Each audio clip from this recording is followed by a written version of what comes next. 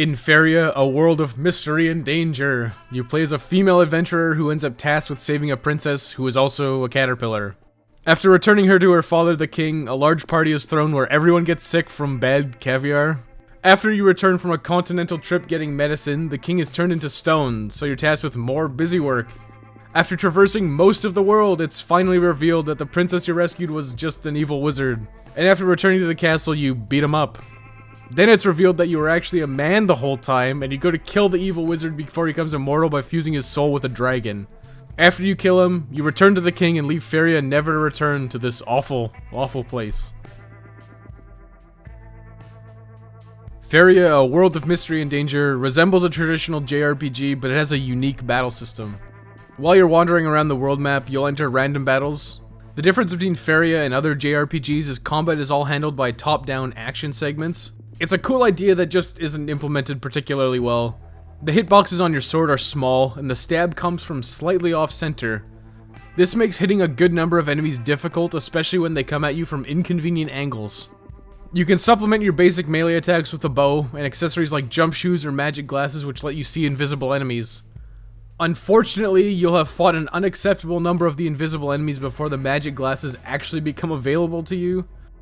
Dungeons remove random battles, and it feels more like something you'd find in The Legend of Zelda.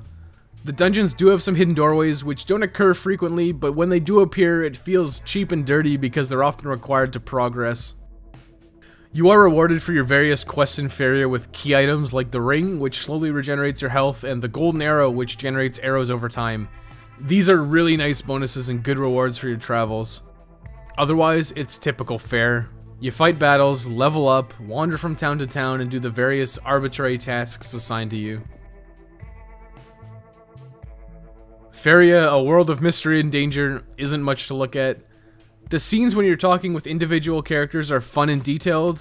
Everything else suffers. The animations are all simple loops with only a few frames. Enemies often don't really look like anything or have odd design choices like pink elephants. The music loops are not pleasant, especially when you're stuck looking for the correct way in one of the dungeons.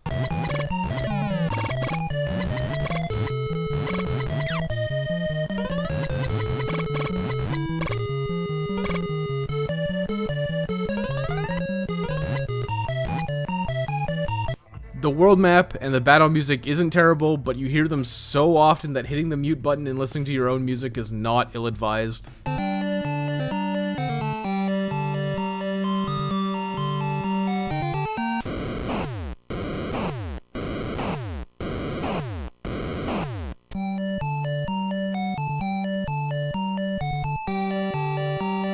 The interface is clunky, especially in combat.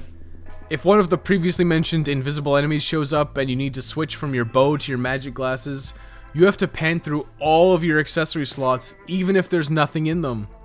There is a severely limited inventory, especially when you consider your equipment and key items fill up your valuable inventory space. You won't need a ton of healing items throughout most of Faria, but you do go through some long gauntlets traveling to and doing the dungeons, so it's easy to be worn thin. Faria has a few hidden codes. If you enter your name as Gao Gao, you can start the game powered up. If you enter the game as Ending in all caps, you can skip the terrible game that is Faria and simply saunter over to the king and watch the ending, which is how Faria, a world of mystery and danger, is best experienced. Difficulty in most JRPGs is hard to judge. If you spend the time grinding, you can and will have a much easier time than if you attempt to do the content at a lower level. Unfortunately, to go along with that, your rewards for combat are very low, even by old school JRPG standards. Faria falls into the awful trap of having pathetic gold and EXP gains, and having equipment that is virtually required to progress be prohibitively expensive. Faria has an unpredictable difficulty. You can enter a dungeon and absolutely crush everything in it, including the boss, or you can get into a random battle and be destroyed by a random generic enemy. There's a severe lack of feedback from the game. You can get hit and seemingly take no damage, and then be hit again by the same enemy and have a huge chunk of your health taken away. If you die in Faria, a world of mystery and danger, you lose half your gold and respawn at the last inn you stayed at. If this happens late in the game and you're saving for some of the final equipment, you're basically screwed and it's better to just reset. You can buy gems which sell for 90% of their purchase value to essentially bank your gold, but in doing so you take up ridiculously valuable inventory slots and they can only be sold back to specific vendors. There are odd decisions. Some towns simply don't have inns, so you can't save at them. Other times there will be 2 hospitals or 2 tool shops, but be missing some fundamental building. It's just really strange. Faria is also rife with annoying runaround for every little thing. It's not enough to get a lamp for the dark caves, you need to have batteries to power it, which takes up 2 inventory spots. If you run from battles, you risk losing gold, experience, and even potentially equipment. It all contributes to making Faria not fun to play and very punishing. Faria, a world of mystery and danger, was completed with much suffering in 10 hours, 8 minutes, and 37 seconds. Faria suffers from what a lot of these early RPGs suffer from, which is forced grinding. To hedge your bets in the long, maze-like dungeons, you need to level up. Unfortunately, your EXP rewards for killing enemies are all paltry, and it takes a large amount of time to make any progress. This goes for money as well. You'll want to purchase better weapons as they become available so you can grind faster, and they're all too expensive to buy without grinding. The individual tasks you need to do are all simple, but they're needlessly drawn out. It starts slow in the beginning, and things start to go faster and faster, but as the game gets into the later stages, it really starts to just break down. There is so much walking. You frequently have to make these ridiculously long, boring treks through the world. Thankfully, you can buy items called wings to teleport you to any town you've already visited, which helps with the backtracking.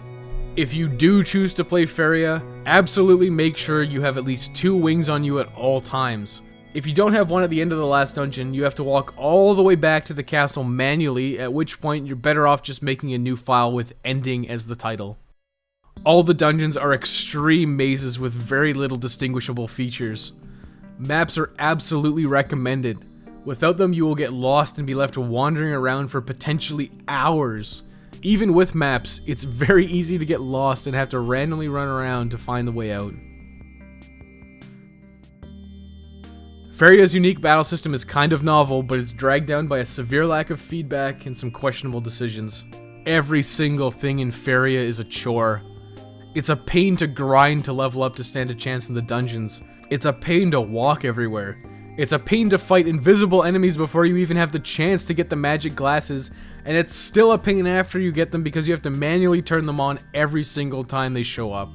These things could easily be forgiven if there were any other redeemable qualities. If there was a noteworthy story, or it was paced really well and it wasn't so long.